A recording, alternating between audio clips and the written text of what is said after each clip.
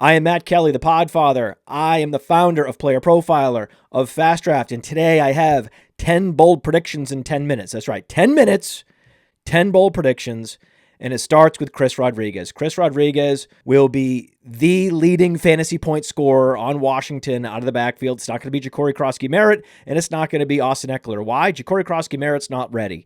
He's a 7th rounder. Sure, they held him out of preseason, but he still has a lot to learn to get integrated, and he barely played football last year. In week 1, they're going to go with the guy they trust. They're going to go with Chris Rodriguez. You know it. I know it. Against the Giants, it's the perfect matchup for him to score, say, 2 touchdowns in this goal line role, which he's already been anointed. Warm up Chris Rodriguez, and you can even stream him this week 1 in fantasy football.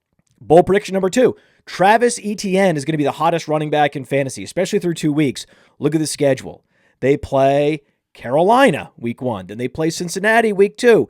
And this is a true all-purpose back in a first-round pick. 2 years ago, had close to 500 receiving yards and 12 touchdowns. He's a much better player than Tank Bigsby. And this fear that Bashal Tutin's going to take the job, Bashal Tutin was a fumbling machine in college, has been fumbling in preseason and training camp, struggling with pass protection.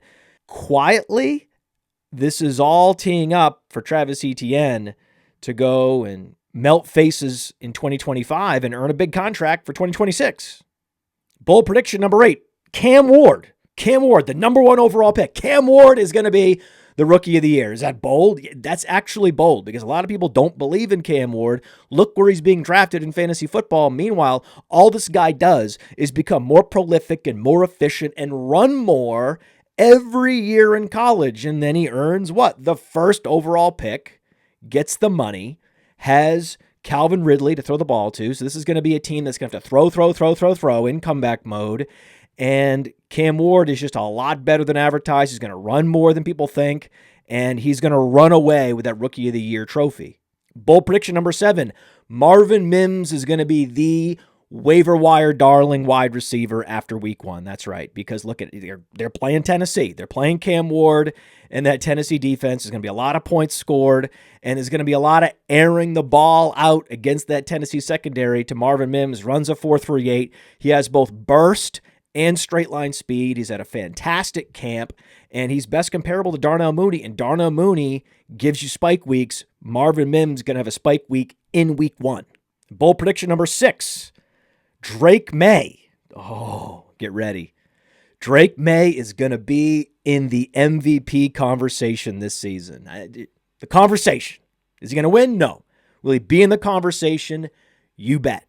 Last year, he was top 10 in money throws per game on Player Profiler, top 10 in production premium, our signature advanced efficiency metric on Player Profiler.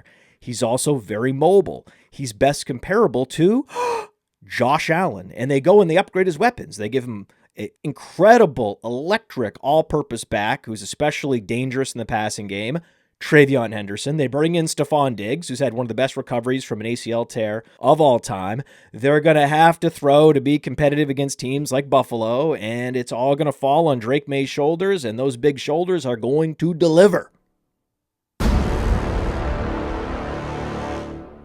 Bold prediction number 5, Keon Coleman will be Josh Allen's Allen Robinson. Allen Robinson in his second year, 1,400 receiving yards with Blake Bortles throwing passes. That's right. And you look at Hard Knocks, 100% catch rate on Hard Knocks for Keon Coleman. They never featured him, but he had a 100% catch rate. And meanwhile, Khalil Shakir in a walking boot, nursing a high ankle sprain. He's already limited in week 1.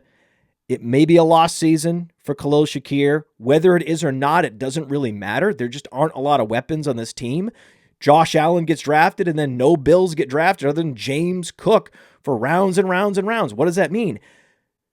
The alpha receiver role is up for the taking. Keon Coleman, going into his second year after getting top 40 draft capital last year, has been just exceeding everybody's expectations in camp. He's going to carry it over into the season, and he's going to be a true outside perimeter alpha, which are becoming more and more rare in the NFL, and I'm excited to see it. Bold prediction number 4, Rome Odunze will outscore Ladd McConkey for one reason and one reason only, the Keenan Allen effect. In the second half, Keenan Allen had 4 games with more than 20 fantasy points.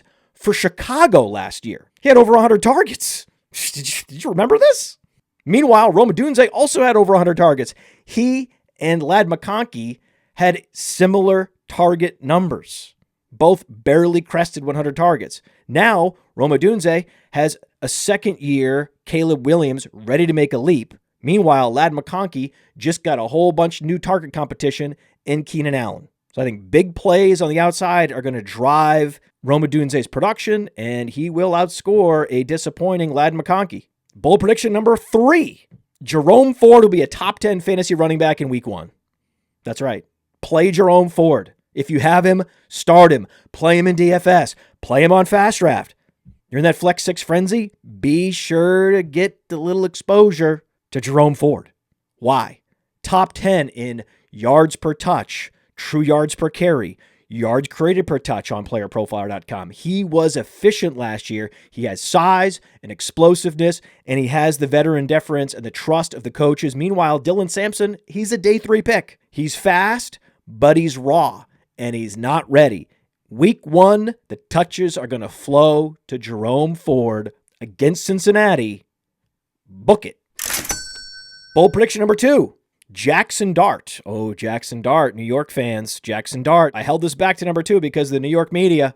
Big population, a lot of clicks there in New York. Jaxon Dart. Jaxon Dart. What am I going to say? Well, Jaxon Dart's going to be a league winner in Superflex leagues. Single quarterback slowdown, right? He doesn't have many weapons, but he does have one of the best receivers in the league in Malik Neighbors.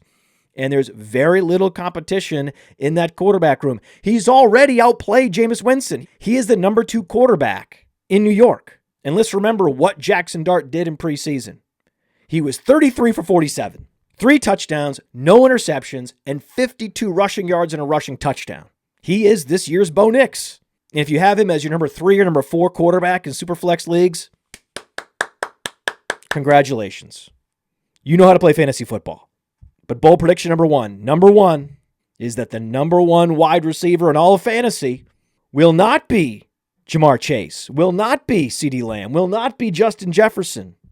It will be Drake London. Drake London had 100 catches last year. Darnell Mooney hurt throughout preseason. Kyle Pitts on the trade block. Michael Penix rising. The Penix is rising. I know I'm aroused by Michael Penix. So is Drake London, and he is a proper alpha receiver in the mold of an Anquan Boldin. And what did Anquan Boldin do in year 3? Over 1,400 yards. Look at his schedule. Look at his situation. Look at his talent profile. Top 10 pick. Look at his schedule. Swiss cheese. Big upgraded quarterback. Last year had a one-legged quarterback. London goes from a one-legged quarterback in 2024 to a three-legged quarterback in 2025. Drake London is the wide receiver 1 in fantasy football in 2025.